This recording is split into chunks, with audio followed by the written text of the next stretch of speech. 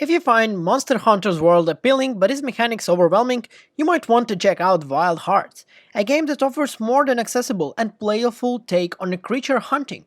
Unlike Monster Hunter's menus-heavy approach, Wild Hearts immerses you in a fantastical world that speaks for itself, inviting you to climb and slash your way through the Irish of the locals' flight, with siphoning and overgrown creatures.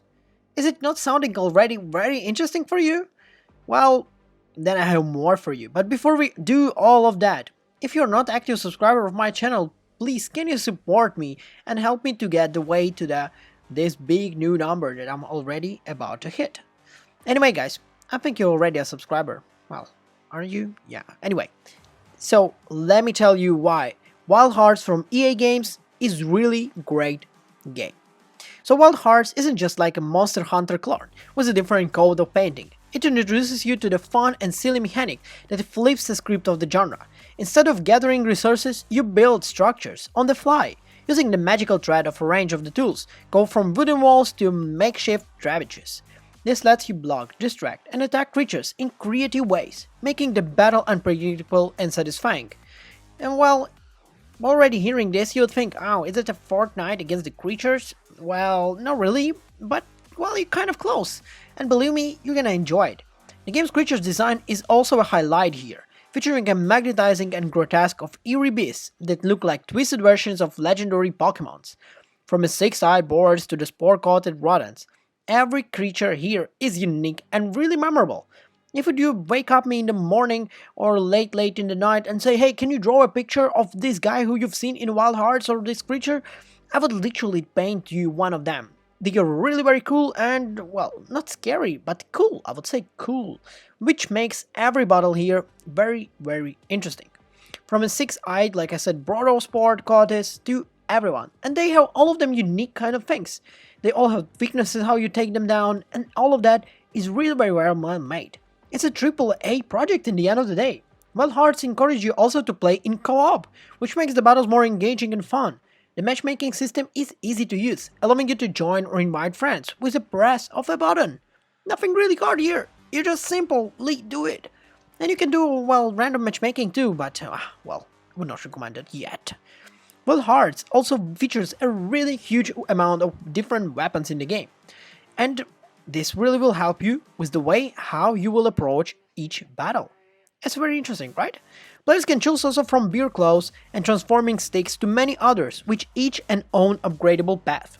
The variety of the weapons adds a replayability to the game, as players can experiment with different weapons, different guides, and everything approaching the battle. One of the most and the best things in Wild Hearts is the fact that it's a very approachable game, particularly for the newcomers to the genre. The matchmaking system is easy to use, like I said, allowing players to quest with friends, strangers, or whatever. The game's controls are very easy to learn also.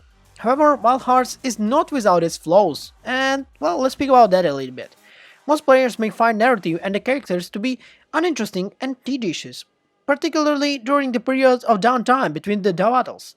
Additionally, the game's camera must be frustrating at the time, and this is actually very important, because you would really love if the game had a smooth camera, and sometimes it's really failed, particularly in neat environments during the periods of very tight areas. Overall, Wild Hearts is a fun and accessible game that succeeds in many, like a creature hunter games genre, more approachable for newcomers. While it may have some flaws and unique mechanics of the game, it creates a great addition to the game, and that is worth checking out. A very interesting thing also here, despite the issues, Wild Hearts is really very cool.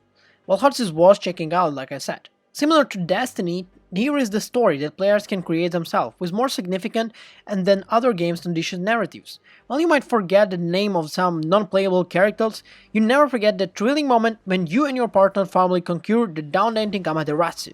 And believe me, you will understand who is that. On your fourth attempt, because it's unreal to do it in the first attempt. When you mistakenly construct a ridiculously tower mid-attack and glitch your way back into the battle that appear to be already lost close. Well, there is some fun in the game. However, a solo play can become really very quickly dull, so I recommend you to get your friends and play it together. Matchmaking helps here, like I said, but sometimes it's very frustrating because some people don't know what to do. Well, unless you will really very learn, and I hope the community grows here. Once you upgrade the variety of intending weapons here, it will be very fun game to you. it's a very amazing focus here. Like I said, while Monster Hunter overwhelms players with an endless array of complicated systems, Wild Hearts introduces its delightful and non-essential elements like a slow, patient manner that is refreshingly enjoyable. However, this also requires some patience on the parts of the players, as the game frequently interrupts with the fun unnecessary downtime. For example, trekking the wounded beasts and obsessively with the mountain can be frustrating and time-consuming task, and players must be all the time engaged